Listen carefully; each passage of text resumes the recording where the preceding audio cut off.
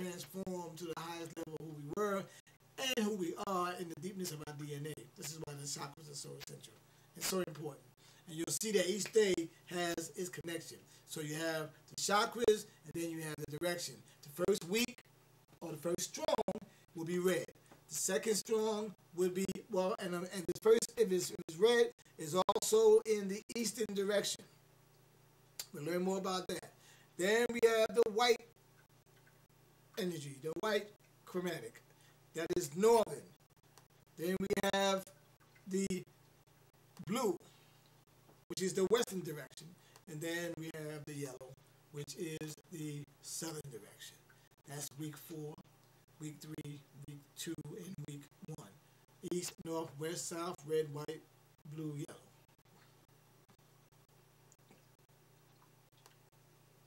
And a perfect 28-day week, month as well. So now we see and we look at the galactic day keepers, the solar seals. These solar seals are the glyphs. These are that which resonates with what we know to be how we used to communicate through what images, the hieroglyphic images of our ancient indigenous connection to all there is. When we look at images of nature, we see that we know what a tree looks like, what a leaf looks like. We know what a flower looks like. We know what a bird looks like. We don't have those words to identify these creatures of nature or nature's finest. We just know that it's a visual. It's an artistic visual. It's a beauty that you can look at, you can marvel at, as opposed to defining it through what they call verbiage. So when we understand that, then we have to say, what's the image does? What do images do? How do they affect it? That's why we like art, because we can take the image and we internalize the image as a chemistry. Because the chemistry is that which is used to foster that image, whether it be the ink of a pen or the paint utilized, to help canvas a painting. These are images that are important and they are very significant in the energy and the vortex of red, white, blue, and yellow. So, the 20 glyphs are symbols of unique living energies, each ripe with wisdom and meaning, a circuit of archetypes,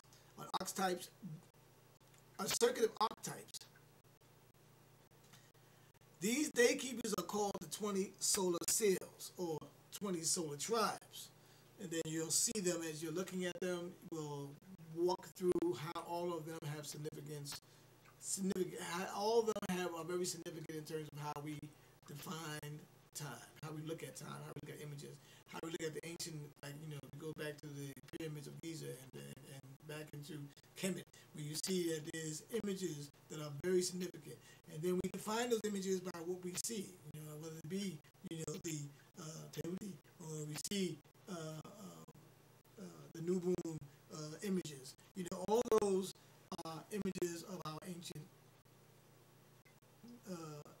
knowing, and they had also told very important stories. That's why in the Meta, you'll see there's a lot of ways that we can understand how stories were told and how we communicated through the hieroglyphs, how we communicated through ancient texts. And the writings of that time were not just random nothings. It was more so of a reminder or historical context of remembering who we are and where we are from and how we are indigenous to the landmass. How all this connects to the body? Well, you'll see, again, we talked about radio plasmas and galactic tones in the body. And if you look at it, you'll see what I just went through in terms of the levels of the plasmas, the Dalai Gamma, Alpha, Celio, Limi, Kali, and Seli, and how they flow in terms of the chakras. You look at it, you'll see how they have significance, and how they also speak to the galactic tones in the body, and how we get to appreciate those tones by identifying them.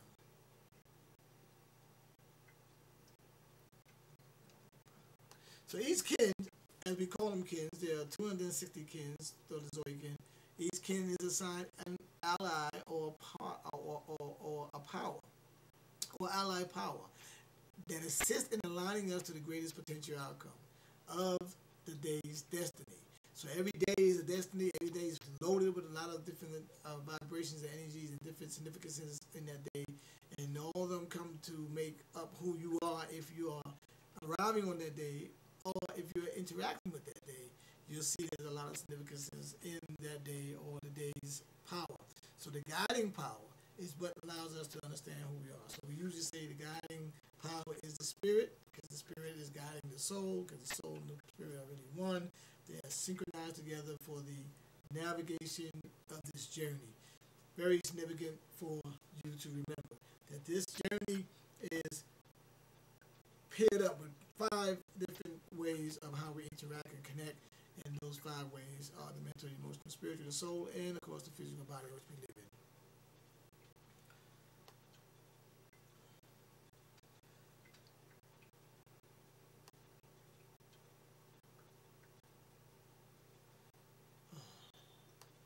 So, kin, again, kin number, kin means day.